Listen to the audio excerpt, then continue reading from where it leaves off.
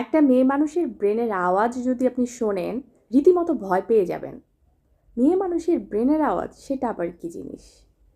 একটা মেয়ে মানুষের ব্রেনের যে শব্দ, হ্যাঁ, প্রতিনিয়ত তার ব্রেন যেভাবে করে বাজতে থাকে, তোমাকে এটা করতে হবে, তুমি এটা করতে পারো নাই, এখনও এই কাজটা শেষ করো নাই, এখনও এটা করতে পারো নাই, তুমি তোমার বাচ্চা পালতে পারো না, তুমি তোমার সংসার সামলাতে পারো না, তুমি এটা করতে পারো না, তুমি সেটা করতে পারো না।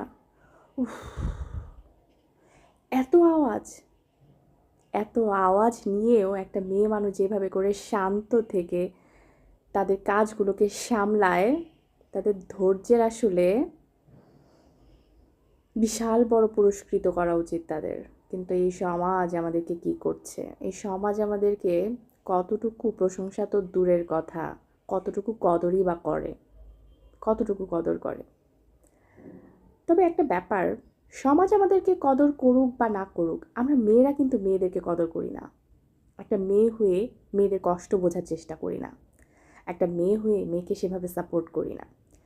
আমাদের সমাজে যদি আমরা একজন মেয়ে হয়ে আরেকজন মেয়েকে সাপোর্ট করতাম না, আমাদের কোনো পুরুষের দরকার হতো না, আমাদের কোনো ভয় থাকতো না, আমাদের আসলে মানে ওই যে আওয়াজ বললাম না একটু আগে, আওয়াজটা অনেক কম হতো। কারণ আমরা পুরুষের থেকে নারীদের দ্বারাই বেশি টর্চার হই।